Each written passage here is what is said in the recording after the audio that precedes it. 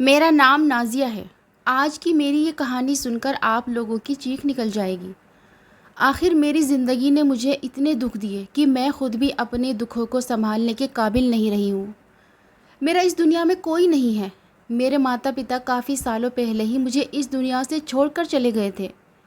मुझे मेरे चाचा चाची ने ही पाल पोस कर बड़ा किया था। वो दोनों मुझे इतना प्यार नहीं किया करते थे जितने मेरे सगे माता पिता मुझसे प्यार करते। लेकिन उन्होंने मेरी परवरिश अच्छी की थी, मुझे पढ़ाया लिखाया था, बस मेरे लिए यही काफ़ी था। एक दिन मेरे लिए एक बिजनेसमैन लड़के का रिश्ता आया तो मेरे चाचा चाची ने जल्दी ही मेरी शादी कर दी। उन्होंने लड़के की फैमिली के बारे में भी जानने की कोशिश नहीं की, जबकि मेरी शादी इतनी जल्दबाजी में की थी कि मैं खुद भी हैरान रह गई थी। फिर मैं ये सोचकर सब्र कर लिया करती थी कि मैं उनकी अपनी औलाद नहीं हूँ, इसलिए ये मेरे लिए कोई भी फ़ैसला सोच समझ कर नहीं करते। हर फैसला जल्दबाजी में करते हैं और गलत करते हैं, लेकिन मेरे लिए यही बहुत था कि मैं इस घर से निकलकर अपने ससुराल पहुंचने वाली थी। जब मैं शादी करके अपने ससुराल गई तो मैंने देखा कि मेरा पति बिजनेसमैन है, जबकि उनका कारोबार अच्छा है, उनका घर भी अच्छा था। और मेरे ससुराल में मेरे पति के अलावा और कोई नहीं था। मेरे पति की माँ बाप दूसरे शहर में रहते थे और उनको उनके बेटे की शादी करने से कोई प्रॉब्लम नहीं थी। वो हमारी शादी में भी शामिल नहीं हुए थे और शादी के बाद भी उनके माँ बाप मुझसे मिलने के लिए नहीं आए। मेरे पति का नाम दानिश था। मेरे पति सच में इस दुनिया के सबसे अच्छे पति थे, या ये कहूँ कि मेरे पति इस दुनिया के सबसे नेक और अच्छे इंसान थे। मेरी शादी को 5 साल हो गए थे और अभी तक मेरे पास कोई औलाद नहीं थी, लेकिन मेरे पति ने इस बात का मुझे कभी ताना नहीं दिया। मेरी शादी को 5 साल हो गए थे। मैं कोई बहुत ज़्यादा खूबसूरत भी नहीं थी। मेरा वज़न भी अब बढ़ने लगा था। मैं बहुत मोटी हो गई थी। कभी कभी तो मैं ये सोचकर हैरान होती थी कि मेरे पति ने आखिर मुझ में ऐसा क्या देखा जो मुझसे शादी कर ली, जबकि वो तो एक बहुत बड़े बिजनेसमैन आदमी है। मेरे साथ ऐसी परेशानी थी जिसकी वजह से मेरे पास औलाद नहीं हो रही थी और मेरा वज़न भी बढ़ता चला जा रहा था। डॉक्टर ने मुझे यही कहा कि वज़न कम करोगी तो औलाद हो जाएगी, लेकिन वज़न कम नहीं हो रहा था। मेरे पति ने मुझे बस इतना ही कहा कि इलाज करवाते हैं। उन्होंने कभी ये नहीं कहा कि तुम्हारी वजह से औलाद नहीं हो रही। अभी तक मैं बाप नहीं बन सका। मेरे पति और मैं बहुत अच्छे घर में सुकून से रहते थे। मेरे पति बिजनेसमैन आदमी थे। वो अपने काम से ही मतलब रखते थे। हम दोनों की एज में ज़्यादा फ़र्क नहीं था। मेरे पति सिर्फ मुझसे 2 साल बड़े थे, लेकिन वक्त और हालात ने हमें उम्रदार बना दिया था, क्योंकि हम अपना ख्याल ही नहीं रखते थे। औलाद का ना होना इंसान को अंदर ही अंदर खा जाता है। अगर आपका हमसफ़र आपको ताने नहीं देता, तब भी आप खुद भी तो ये सोचकर परेशान रहते हो कि अभी तक औलाद क्यों नहीं हो रही। 5 साल का टाइम मुझे बहुत लंबा लग रहा था। मेरे पति और मेरे बीच इस टॉपिक पर कभी लड़ाई नहीं हुई थी और वैसे भी हमारी ससुराल में कोई बात करने वाला भी नहीं था। मेरे पति का इस दुनिया में कोई नहीं था और मेरा भी कोई नहीं था, बस मेरे भी चाचा चाची थे। तो मेरी शादी करने के बाद उन्होंने भी मुझसे सारे रिश्ते ख़त्म कर दिए थे। वो मेरी शादी के बाद कभी मेरे ससुराल आए ही नहीं थे। कभी उन्होंने मेरी खबर लेने की कोशिश भी नहीं की। हमारे घर में लोगों का ज़्यादा आना जाना भी नहीं था। लेकिन आज मेरे पति की फूफो हमारे घर पर आई थी, जो कि दूसरे शहर में रहती थी और काफ़ी सालों बाद यहाँ अपने भतीजे से मिलने के लिए आई थी और वो मेरी सास बनना चाह रही थी। उन्होंने मेरे ऊपर अब मेरी सास वाले डायलॉग मुझे मानना शुरू कर दिए। अगर मेरे पति की माँ जिंदा होती और वो इनकी तरह ही चालाक होती तो वो मुझे ऐसे ही डायलॉग मारती जैसे कि दानिश की फूफो ने मारे थे। वो हमारे घर पर 5 दिन के लिए आई थी और उन्होंने मुझे 5 दिन में ही इतने ताने दिए कि मैं उनसे उकता गई थी और मन कर रहा था कि वो जल्द से जल्द हमारे घर से चली जाए। वो मुझसे कहती थी कि देखो बहू, घर सूना पड़ा है, कल को तुम लोग बीमार हो जाओगे, तुम्हें कोई पानी पिलाने वाला या खाना खिलाने वाला भी नहीं होगा। तुम्हारा पति कारोबारी आदमी है, कारोबार करता है और घर के काम भी करता है। उस बेचारे को भी औलाद की तलब होती होगी, लेकिन वो तुमसे कहता नहीं होगा। घर के हज़ारों काम होते हैं, वो सारे काम करता है सिर्फ तुम्हारे लिए और तुम्हारी खुशी के लिए। तुम्हारी सारी ज़रूरतों को पूरा कर रहा है। माना कि वो एक बिजनेसमैन आदमी है, उसका काम सिर्फ अपने बिजनेस को संभालना है। ये काम नहीं है कि वो तुम्हारे साथ घर के भी काम संभाले। मैंने कहा कि लेकिन फूफो, घर में तो सभी मर्द काम करते हैं। मेरे पति चाहे तो नौकर भी रख सकते हैं, लेकिन मैंने ही उनको मना किया हुआ है, क्योंकि आजकल किसी का कोई भरोसा नहीं और वैसे भी हम दोनों का कोई इतना काम नहीं है। इसलिए मुझे बाहर क्या काम होता है, सब्ज़ी वगैरह लाना, तो वो मेरे पति मुझे ला कर दे देते हैं। इसमें कोई शर्म वाली बात नहीं है। जो मर्द अपनी औरतों को घर से बाहर नहीं निकालना चाहते तो वो खुद ही ये सारे काम करते हैं और इसमें कोई गलत बात भी नहीं है। हर आदमी को अपनी पत्नी का साथ देना चाहिए, उसके साथ काम में हाथ बटाना चाहिए। फुप्पो ने कहा कि अपनी ज़िंदगी में वो जो कुछ भी कर रहा है सिर्फ तुम्हारे लिए ही तो कर रहा है। अगर उसकी अपनी कोई औलाद होती तो उसका सहारा बनती, लेकिन उसकी तो कोई औलाद ही नहीं है, इसलिए वो बेचारा सब कुछ अकेला ही कर रहा है। मैंने फूफो से कहा, फूफो ऐसा तो नहीं है कि अगर बच्चा पैदा हो जाए तो वो पैदा होते ही अपने माता पिता का सहारा बन जाता है। लड़का हो या लड़की, पैदा होते ही तो काम करने नहीं लग जाता। वो मेरी इस बात पर गुस्सा हो गई और मेरे पति के घर आने के बाद उन्होंने मेरी उनसे शिकायत लगा दी। कहने लगी कि तुम्हारी पत्नी से कुछ नहीं आता, बस ज़ुबान चलानी आती है। ये तुम्हें कहाँ से मिल गई थी? तुम इतने अच्छे हो, तुम्हें तो कोई भी अपनी बेटी आसानी से दे सकता था। न जाने तुम कितनी बदतमीज़ लड़की अपने साथ लेकर आ गए हो। मेरे पति ने उनसे कहा कि ये मेरी पत्नी है और मैंने इससे शादी करके कोई गलती नहीं की है। मैं इसके साथ अपनी ज़िंदगी में बहुत खुश हूँ। मेरी ज़िंदगी में सब कुछ बिल्कुल ठीक है। फुप्पो तो बहुत सारा जहर हमारी ज़िंदगी में घोल कर चली गई थी। मैंने उनके साथ बड़ी मुश्किल से ये 5 दिन गुजारे थे। वो तो शुक्र था कि हम दोनों के बीच झगड़ा इतना बड़ा नहीं हुआ था। मैंने बस अपने पति से यही कहा कि उनको ये सब कुछ नहीं बोलना चाहिए था। उस पर मेरे पति ने जवाब दिया कि अब कोई घर पर आ जाए तो क्या किया जाए, और फिर ये कोई छोटी बात तो नहीं है, जो है सो है। हमारे यहाँ पर अभी तक औलाद हुई भी तो नहीं है, और परेशानी तुम्हारे अंदर है, ये तुम्हें भी पता है। मेरे पति की ज़ुबान पर आज तक ये शब्द नहीं आए थे, पर आज शायद वो बहुत परेशान थे। वो घर से गुस्से में चले गए और मैं रोने बैठ गई थी। मैं रोती रही। 2 घंटे के बाद जब वो वापस आए तो अकेले नहीं थे। उनकी गोद में एक बच्ची थी जिसको देखकर मैं हैरान रह गई थी। मैंने उनसे पूछा कि ये कौन है। मैंने देखा कि वो एक लड़की थी। उसकी उम्र काफ़ी कम थी, शक्ल सूरत से बहुत प्यारी लग रही थी और बहुत भूखी भी लग रही थी, जैसे उसने काफ़ी दिनों से कुछ खाया नहीं था, या जैसे वो कोई भिखारी की बच्ची थी। मेरे पति ने कहा कि ये मुझे सड़क पर मिली है, इसका इस दुनिया में कोई नहीं है। लोग इसको मार रहे थे, जबकि ये किसी की रोटी चुराकर भाग रही थी क्योंकि इसको भूख लग रही थी। मैंने उन लोगों से इस बच्ची को बचा लिया और मैं उसको अपने घर लेकर आया हूँ। तुम ज़रा इसके लिए खाना बनाओ। मैंने कहा ठीक है। मेरे पति की घर में बहुत मर्जी चलती थी। वो जो भी कहते थे मैं उसे हमेशा ठीक करके ही जवाब दिया करती थी।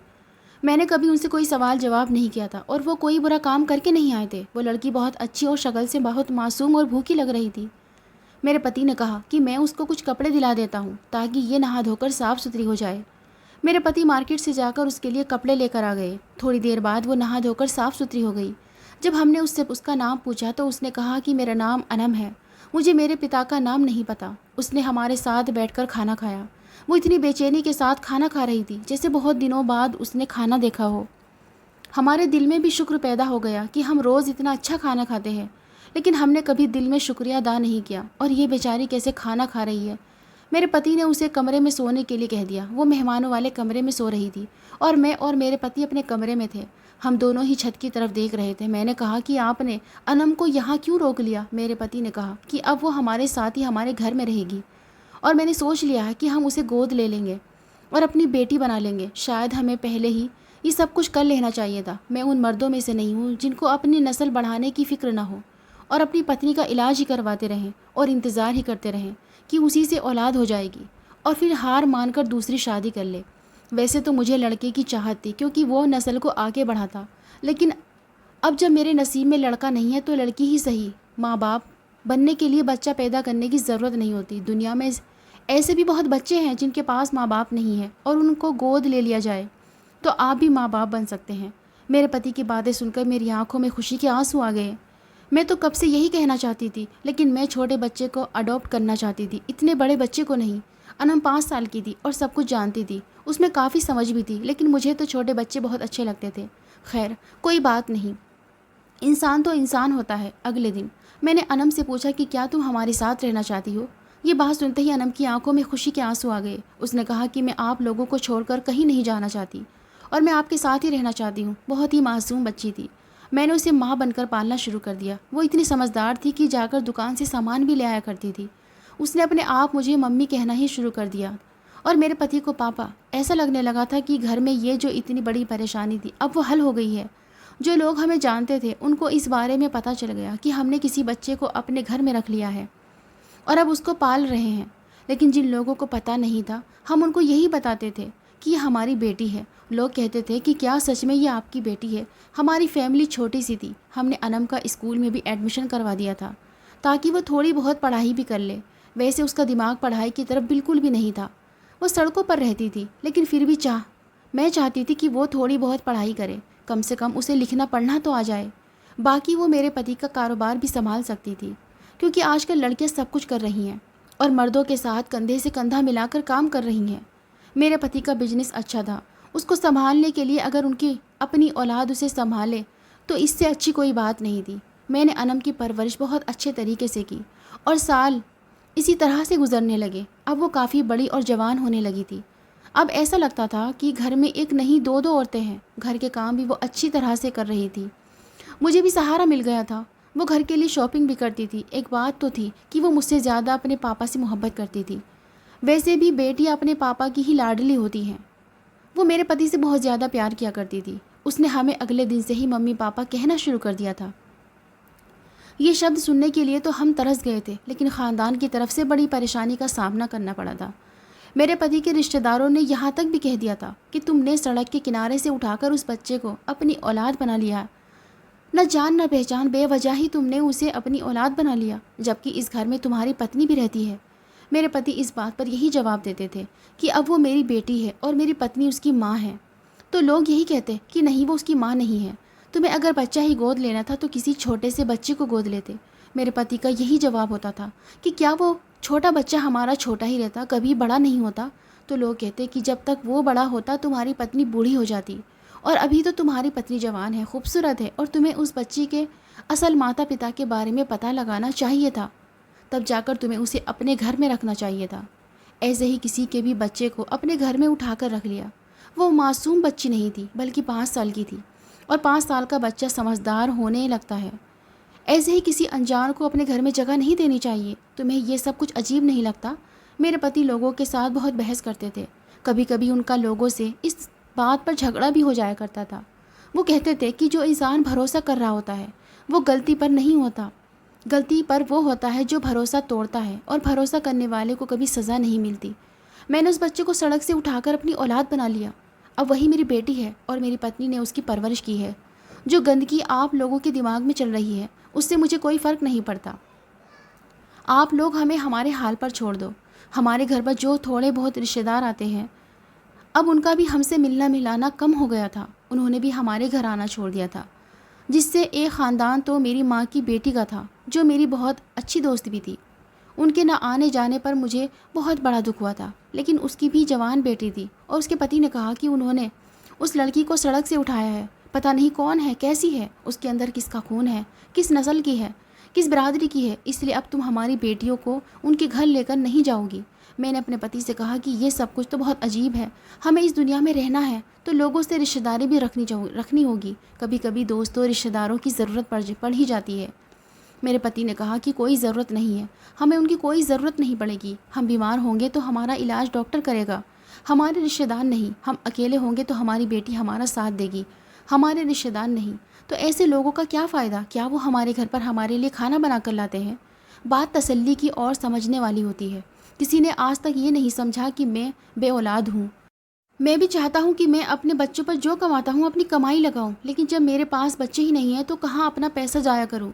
हर इंसान अपने बीवी बच्चों के लिए ही कमाता है, लेकिन मेरे तो बच्चे ही नहीं थे। अब जब मैं किसी बेसहारा को ये सब सुकून दे रहा हूँ तो लोगों को चैन नहीं मिल रहा। अनम को इस घर में रखने से मुझे बहुत खुशी मिलती है। लोग चाहे कुछ भी कहें, मुझे लोगों की बातों पर कोई फ़र्क नहीं पड़ता। हम उन लोगों से कोई ताल्लुक़ नहीं रखेंगे। मैं अपने पति की बात को खामोशी से सुनती रही। इसी तरह से दिन गुजरने लगे। अनम जब जवान हो गई तो हमेशा वो अपने दोस्तों के साथ घूमने फिरने जाया करती थी और अपनी फ्रेंड्स का बहाना लेकर घर में देर से आने लगी थी। कहती थी कि मैं अपनी सहेली के घर जा रही हूँ। एक दिन जब वो घर देर से आई तो मैंने उससे पूछा कि तुम कहाँ गई थी अनम? तो वो मुझसे कहने लगी कि मैं अपने दोस्त के घर गई थी। मैंने उसे कहा कि ऐसी कौन सी दोस्त बना ली है तुमने जो आधी आधी रात को तुम्हें अपने घर पर बुलाती है? ऐसे दोस्तों के साथ तुम्हें दोस्ती नहीं रखनी है। मैं नहीं चाहती कि तुम पर कोई उंगली उठाए। ना जाने क्यों उसे आज मेरी बातों पर बहुत गुस्सा आ रहा था। वो मुझसे बहुत ही दूर दूर रहती थी, हालांकि मैंने उसे माँ बनकर पाला था। उसका मेरे साथ ऐसा बिहेवियर नहीं था। वो मेरे पति के साथ खुश रहती थी, उनके काम भी करती थी, उनको अपने दिन भर की कहानी भी सुनाती थी और उनको खुश करने के लिए कुछ भी कर सकती थी। एक दिन मुझे मेरे पति ने कहा कि घर के दरवाजे बहुत गंदे हो रहे हैं, तुम उनको साफ़ क्यों नहीं करती हो? मैंने कहा कि मैं बहुत बिजी रहती हूँ। मैंने नौकरानी से कहा था, उसने ठीक से नहीं किया, मैं खुद कर दूंगी, लेकिन मेरे पास इतना टाइम नहीं था तो अनम ने ये काम कर दिया, हालांकि वो खुद थकी हारी आई थी। मेरे पति ने उसकी बहुत तारीफ़ की और कहा कि देखो मेरी बेटी कितनी अच्छी है, और कितने अच्छे तरीके से काम करती है। उसके बाद अनम ने अपने पापा के लिए अच्छी सी चाय बना कर दी। एक दिन मेरे पति की वॉच टूट गई थी, तो वो अपने पापा के लिए मार्केट से जाकर वॉच भी लेकर आई गई। मैंने कहा, अनम तुम्हारे पास वॉच के लिए पैसे कहाँ से आए? तो वो कहने लगी कि वही पैसे जो आप लोग मुझे देते हो, मैं उसको जमा करती रहती हूँ। उन्हीं पैसों में से मैं पापा के लिए वॉच लेकर आई हूँ। हमने अनम को कभी झूठ नहीं बोला था कि हम उसके माँ बाप नहीं हैं। वैसे भी वो इतनी बड़ी थी कि उसे ये बात याद आ रही थी, क्योंकि जब वो हमारे घर पर आई थी तो वो दूध पीती बच्ची नहीं थी, लेकिन आजकल उसने एक अजीब सी हरकत करना शुरू कर दी थी। वो मेरे पति के सामने मुझे नीचा दिखाने लगी थी। एक दिन वो मुझसे कहने लगी कि मम्मी बड़ी सुस्त है। मैंने तो आज घर के सारे काम किए हैं और ऐसी ऐसी जगह को साफ़ किया है जो कभी मम्मी ने साफ़ नहीं की। देखिए आज घर कितना अच्छा लग रहा है। मेरे पति ने भी कहा कि हाँ, तुम्हारी मम्मी तो कुछ करती ही नहीं है और ना ही नौकरानी से कोई काम करवाती है। उसके सर पर खड़ी नहीं होती, बस हमेशा बिस्तर पर जाकर सो जाती है। नौकरानी भी अपनी मर्ज़ी से काम करती है और तुम्हारी मम्मी भी अपनी मर्ज़ी से ही काम करती है। इस घर में कोई आता जाता नहीं है, इसलिए तुम्हारी मम्मी को घर की साफ़ सफाई की ज़्यादा परवाह नहीं है। तुम्हारी मम्मी को नहीं पता कि घर में साफ़ सफाई कितनी ज़रूरी होती है। आज मेरे पति की आदत में बदलाव आने लगा था। मेरे पति मेरे साथ अच्छा बिहेवियर नहीं करते थे, बस हम दोनों एक दूसरे के साथ लेकर फॉर्मेलिटी भी निभा रहे थे और बस हम सफ़र थे। अब हमें और तो कोई मिलना नहीं था। कम से कम मुझे तो किसी की ज़रूरत थी, क्योंकि मैंने कोई बच्चा पैदा नहीं किया। फिर भी मेरी सेहत बड़ी ख़राब होती रहती थी, क्योंकि मैं टेंशन बहुत लेती थी। मेरे पति कभी कभी मेरी तरफ से लापरवाह होते जाते थे, ऐसे जैसे मैं इस घर में किसी के लिए कुछ हूँ ही नहीं और फिर अपने मतलब के लिए ही मैं अपने पति को याद आती थी। बस ज़िंदगी इसी तरह से गुजर रही थी। हम दोनों में तो पहले ऐसा बिल्कुल भी नहीं था। मेरे पति ने पहले ही कभी पूरी तरह जताया ही नहीं था, लेकिन उनके दिल में मेरी तरफ से ये कमी आ गई थी कि मेरी वजह से उनकी अपनी औलाद नहीं हुई और उनकी आधी से ज़्यादा ज़िंदगी गुजर गई। इस कसर को निकालने के लिए वो अलग अलग तरीके इस्तेमाल करते थे। मुझे भी दबे दबे शब्दों में ताने देते रहते थे। कभी कभी कहते थे कि मैं किसी काम की नहीं हूँ और मैंने कभी कुछ नहीं किया। मुझे घर चलाना नहीं आता, मुझे ख़रीदारी नहीं आती। मैं तो कभी अनम के साथ मिलकर मेरी मजाक उड़ाते थे। बस मैं चुपचाप ये सब कुछ बर्दाश्त करती रहती थी। और मैं क्या कर सकती थी? अगर मैं कहती कि तुम मुझ पर ताने मार रहे हो, तो वो कहते कि नहीं, हम तो अपनी बातें कर रहे हैं। वो दोनों मिलकर मेरा मजाक उड़ाते रहते थे। मेरे पति अनम को भी अपने जैसा बना रहे थे। एक दिन मैंने अनम से कहा कि तुम अपने पापा की इतनी ज़्यादा खुशामद मत किया करो।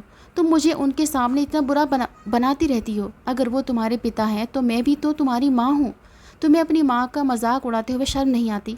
मेरी इस बात पर वो गुस्सा करने लगी। उसने मुझसे कहा कि मैं आपको बुरा नहीं बनाती, आप हो ही इतनी बुरी। आपको ना तो घर संभालना आता है और ना ही कोई काम करना आता है, और आपका पकाया हुआ खाने से अच्छा है कि इंसान भूखा ही रहे। मैंने अनम के मुंह पर थप्पड़ मार दिया। मैंने कहा कि मैंने तुम्हें यह तमीज़ नहीं सिखाई थी कि अपनी माँ से तुम इस तरह से बात करो। अपनी माँ से इतनी बदतमीज़ी से बात करने की तुम्हारी हिम्मत भी कैसे हुई? मैंने तुम्हारे लिए कितना कुछ किया और तुम मुझे ही बातें सुना रही हो। ऐसी परवरिश तो नहीं थी मेरी। इस बात से अनम के चेहरे पर मेरे लिए इतनी नफ़रत उभर आई थी कि जैसे वो ये कहने वाली है कि तुम तो मेरी माँ हो ही नहीं। लेकिन वो खामोश खड़ी रही और घर से चली गई। रात को उसने ये बात अपने पापा को बता दी और मेरी क्लास भी लगवाई। उसने अपने पापा को बताया कि आज मम्मी ने मुझे बेवजह डांटना शुरू कर दिया और मेरे मुंह पर थप्पड़ भी मार दिया।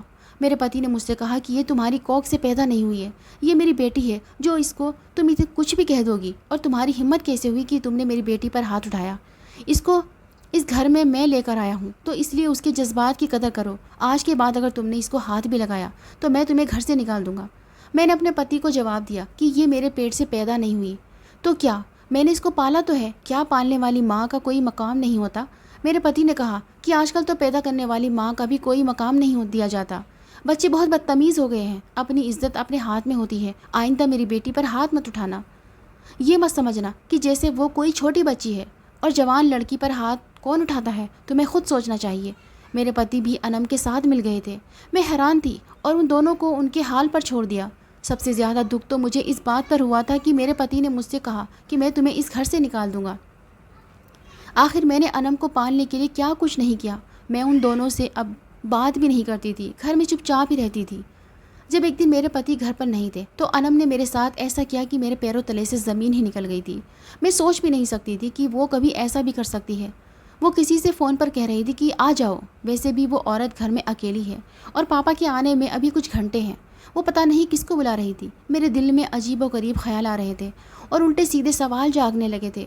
थोड़ी देर के बाद दरवाजे पर दस्तक हुई और जब मैंने दरवाज़ा खोला तो जो लोग बाहर खड़े हुए थे मैं उनको नहीं जानती थी। उनमें से एक औरत थी और एक जवान लड़की जो कि दुल्हन बनी हुई थी। मैंने कहा जी आप कौन? तो वो कहने लगी कि हमें दानिश के घर जाना है। मैंने कहा कि हाँ ये दानिश का ही घर है, लेकिन आपको किससे काम है? तो उसने कहा कि हमें दानिश से ही काम है। वो मुझसे पूछने लगी कि तुम कौन हो? मैंने कहा कि मैं उनकी पत्नी हूँ। उन्होंने कहा कि अच्छा पत्नी हो। वो मुझे एक साइड पर करके घर के अंदर घुसी चली आई और सोफ़े पर बैठकर मेरे पति का इंतज़ार करने लगी। मैंने कहा कि आप कौन हो और ऐसे कैसे ज़बरदस्ती हमारे घर में घुस सकती हो?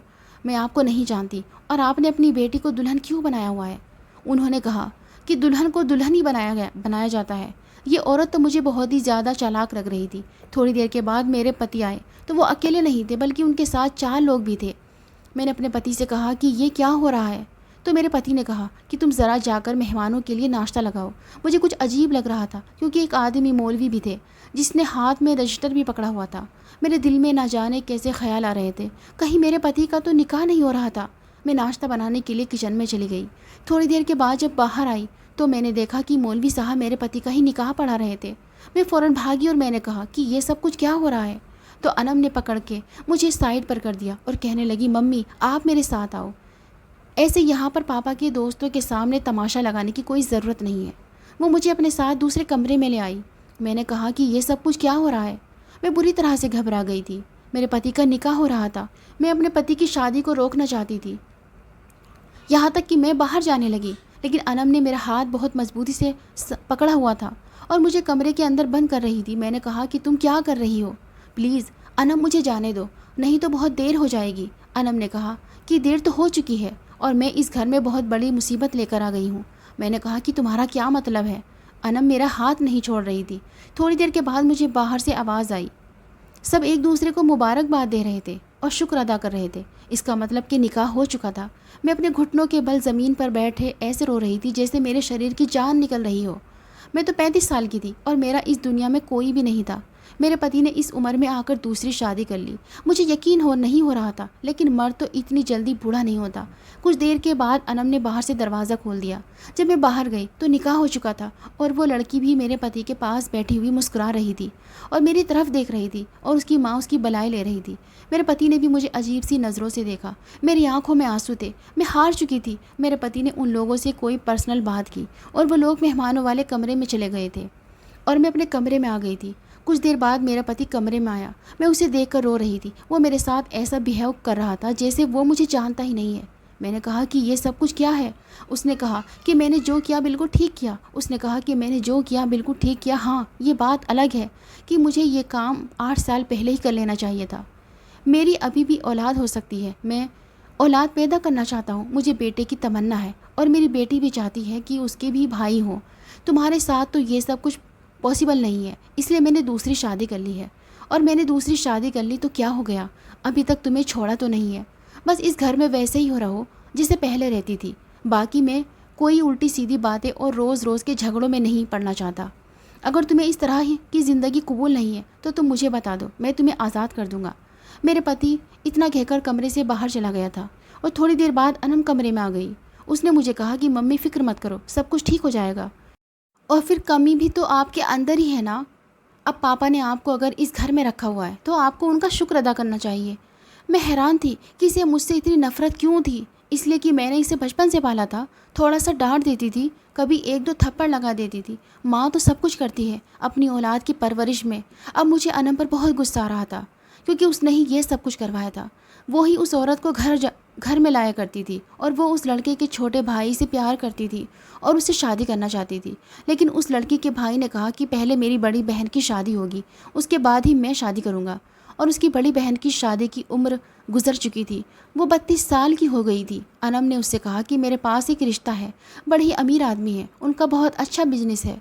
उसने अपने पापा का रिश्ता उन लोगों के आगे पेश कर दिया और मेरे पति को भी लड़की का फ़ोटो दिखा दिया और उनको धीरे धीरे मनाती रही। मुझे बाद में पता चला कि उसने 2 महीने तक मेरे पति को मनाया और उसके बाद मेरे पति को इस बात पर राज़ी किया। ये बात मुझे अनम ने ही बताई थी। अनम की बातें सुनकर मेरे पैरों तले से ज़मीन निकल गई थी। वो काफ़ी टाइम से मेरे पति को उसकी तस्वीरें दिखाकर राज़ी कर रही थी। आखिर मेरा पति मर्द था और वो लड़की कुंवारी थी और बहुत खूबसूरत थी। मेरे पति ने उसके साथ मिलकर ये सारा प्लान बनाया। अनम ने मेरे पति के दिमाग में ये बात डाल दी थी कि अगर उन्होंने दूसरी शादी कर ली तो उनके यहाँ बेटा पैदा हो सकता है। और अनम को भी भाई की तमन्ना है। उसे पता था कि उसके पापा की शुरू से ही ख्वाहिश रही है कि उनके पास बेटा हो जो उनकी नस्ल को आगे बढ़ा सके। उन दोनों ने सारा प्लान बनाया और मुझे बताना भी ज़रूरी नहीं समझा ताकि मैं कोई हंगामा ना खड़ा कर दूं। मैं हैरान थी कि मेरी सौतेली बेटी ने मुझ पर इस ज़िंदगी का सबसे बड़ा जुल्म कर दिया था। मेरे पति जिसने मुझे आज तक औलाद न होने का ताना तक नहीं दिया था, आज वो दूसरी शादी कर बैठा और मुझे तलाक की धमकी दे रहा था। कह रहा था, रहना है तो रहो वरना मैं तुम्हें आज़ाद कर दूंगा। मैं बता नहीं सकती कि मेरे ऊपर क्या गुजरी थी। मेरे साथ इतना बड़ा जुल्म ने किया। आखिर मेरा कसूर क्या था? अगर मैं माँ नहीं बन सकती थी तो इसमें मेरी क्या गलती थी? मेडिकल कंडीशन तो किसी के साथ भी हो सकती है। अब तो मेरी ज़िंदगी गुजर गई थी। मैं कहीं और भी नहीं जा सकती थी, बस इसी घर के किसी कोने में पड़ी रहती थी। अनम, मेरा पति और मेरे पति की दूसरी पत्नी, तीनों ने मिलकर मेरे खिलाफ एक साजिश रचाई थी। वो तीनों मिलकर बाहर जाते घूमने के लिए और खूब मज़े करते थे।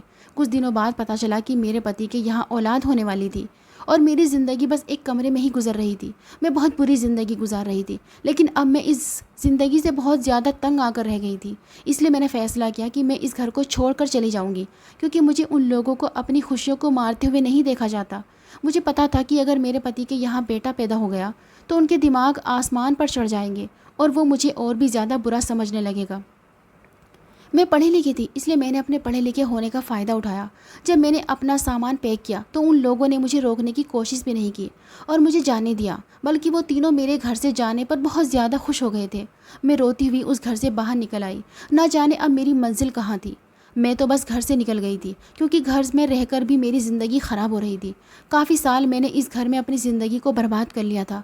अब मैं नहीं चाहती थी कि मैं अपनी आगे की ज़िंदगी को इन लोगों के हवाले करूं। अब जो होता सो होता, इसलिए मैं उस घर को छोड़कर रेलवे स्टेशन चली गई थी। ना जाने मुझे वहाँ से कहाँ जाना था। बस फिर ट्रेन आने का इंतज़ार कर रही थी। तभी रेलवे स्टेशन पर मुझे मेरी काफ़ी सालों पुरानी सहेली मिल गई। वो मुझे देखते ही पहचान गई। हम दोनों साथ ही कॉलेज में पढ़ा करते थे। उसने मुझे देखा तो मेरी हालत पर अफसोस करने लगी। मैंने उसे अपने बारे में सब कुछ बता दिया और कहा कि मैं ये शहर छोड़कर जा रही हूँ। अपने पति का घर तो छोड़ ही आई हूँ, इसलिए अब आगे की मंजिल के बारे में सोच रही हूँ। अब जो मेरे नसीब में होगा वो हो जाएगा। फिर मैं अपनी दोस्त उसके बारे में पूछा कि तुम इतने सालों से कहाँ थी और तुम्हारी ज़िंदगी सब कुछ कैसा चल रहा है। उसने मुझे बताया कि मेरी ज़िंदगी तो बहुत अच्छी गुजर रही है। मेरे पास 2 बेटियां हैं और मेरे पति भी बहुत अच्छे हैं। मेरे पति का बिजनेस भी अच्छा है और मैं एक एनजीओ चलाती हूँ। मैंने उस एनजीओ को अभी शुरू ही किया है। अगर तुम चाहती हो तो मेरे साथ इस एनजीओ में काम कर सकती हो। मैं तुम्हें रहने के लिए जगह भी दूंगी और खाने के लिए खाना भी दूंगी और तुम्हें वहाँ पर काम करने की सैलरी भी दूंगी। अपनी दोस्त की ये बात सुनकर मुझे तसल्ली हो गई थी, इसलिए मैं उसके साथ जाने के लिए तैयार हो गई और अब मैं एक एनजीओ में काम करती हूँ। यहाँ पर मेरी ज़िंदगी बहुत अच्छी गुजर रही है। मैं अपने बीते हुए कल को भूल गई हूँ। जब मुझे एनजीओ में काम करते हुए 1 साल हो गया तो मेरा पति न जाने मुझे कहाँ कहाँ ढूंढ रहा था और उसे किसी ने बताया कि मैं एनजीओ में काम करती हूँ, इसलिए वो मेरा पता लेकर मुझसे मिलने के लिए वहीं पहुँच गया। जब मैंने अपने पति को अपने सामने खड़ा हुआ देखा तो मैं हैरान रह गई थी। मेरे पति की हालत तो बहुत ज़्यादा ख़राब हो गई थी और वो मेरे सामने हाथ जोड़े हुए खड़े थे। उनकी आंखों में आंसू थे। मैं उनसे बात नहीं करना चाहती थी, लेकिन मेरे पति ने कहा कि एक बार मैं उनकी बात तो सुन लूँ। उन्होंने मुझसे माफ़ी मांगी और कहने लगे कि नाज़िया, मुझे माफ़ कर दो। मैंने तुम्हारे साथ बहुत बुरा सलूक किया। जिस लड़की से मैंने शादी की थी वो मेरे सारे पैसे लेकर भाग गई। और तो और वो प्रेग्नेंट भी नहीं थी, वो झूठ बोल रही थी। ये सब कुछ अनम ने नहीं किया था। और जिस लड़के से अनम प्यार किया करती थी वो उसकी इज्जत के साथ खेलकर उसे बेइज्जत करके बीच रास्ते में ही छोड़ गया। उस लड़के ने उससे शादी नहीं की, बल्कि अपनी बहन को मेरे हवाले कर दिया था। उन दोनों भाई बहन की प्लानिंग थी। वो हमसे पैसे हड़पना चाहते थे। अनम अस्पताल में है और ज़िंदगी और मौत के बीच लड़ रही है। मेरे पास अनम को बचाने के लिए पैसे नहीं है। मैं बहुत ज़्यादा परेशान हो गया हूँ, इसलिए मुझे याद आया कि मैंने तुम्हारा दिल दुखाया था, इसलिए मैं तुमसे माफ़ी मांगने के लिए आया हूँ। प्लीज़ तुम मुझे माफ़ कर दो ताकि मेरे सर से ये परेशानियों का बोझ ख़त्म हो जाए।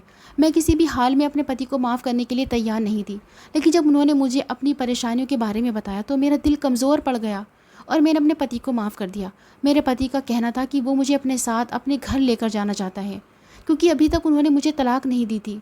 मैं खुद ही उस घर को छोड़ कर आई थी, लेकिन मैं अपने पति के साथ नहीं जाना चाहती थी क्योंकि वहाँ पर मेरे साथ बहुत बुरा सलूक हुआ था। मैं उस बात को नहीं भूल सकती थी। मैंने अपने पति को माफ़ तो कर दिया, लेकिन मैं उनके साथ जाने के लिए तैयार नहीं हुई। एनजीओ में ही मेरी ज़िंदगी बहुत अच्छी गुजर रही थी। अब मैं उस घर में दोबारा जाकर अपनी ज़िंदगी बर्बाद नहीं करना चाहती थी और ना ही पुरानी बातों को याद करना चाहती थी। मेरे पास जो कुछ पैसे थे, मैंने वो पैसे अनम के इलाज के लिए अपने पति को दे दिए, लेकिन मैंने उनके साथ जाने के लिए साफ इनकार कर दिया और कहा कि वो मुझे जल्द से जल्द तलाक दे दे। मैंने अब अपनी ज़िंदगी इसी एनजीओ के ही हवाले कर दी थी। मैं यहाँ पर बहुत खुश थी। मेरे पति मेरे आगे बहुत रोए, गिड़गिड़ाए, लेकिन मैंने उनकी एक नहीं मानी और वो वहाँ से रोते हुए चले गए। उनके बाद मुझे उन दोनों की कोई खबर नहीं और ना ही मैं उन दोनों के बारे में कोई खबर रखना चाहती थी, क्योंकि मैंने अपने पति से साफ मना कर दिया था कि मैं उनसे नहीं मिलना चाहती और मुझे उनसे तलाक चाहिए। बस अब मैं अपनी ज़िंदगी में बहुत खुश हूँ, क्योंकि अब मुझे लोगों का साथ नहीं चाहिए। दोस्तों, इस कहानी को लेकर आपकी क्या राय है, कमेंट बॉक्स में ज़रूर बताइए। अगर आपको हमारी आज की कहानी पसंद आई है तो इसे लाइक करें और अपने दोस्तों के साथ शेयर करें। चैनल पर नए हैं तो प्लीज़ चैनल को ज़रूर सब्सक्राइब करें।